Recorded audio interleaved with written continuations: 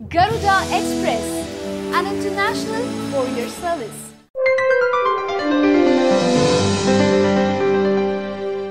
మూడు రోజుల క్రితం విమానాలు హైజాక్ చేయనున్నారని ఓ మెయిల్ అధికారులను హడలెత్తించింది గుర్తుందా? అసలు మెయిల్ ఎక్కడి నుంచి వచ్చిందని పోలీసులు ఆరా తీస్తే విషయం విని ఒళ్ళు మండుకొచ్చిందట.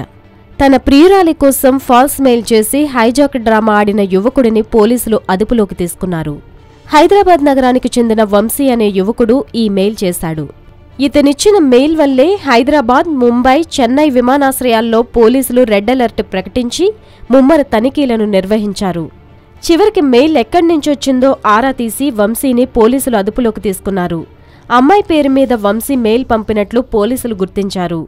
పూణేలో ఉన్న ప్రియురాలి వద్దకు వెళ్లే అవకాశం లేకపోవడంతో వంశీ ఈ విధంగా చేసినట్లు పోలీసులు తేల్చారు.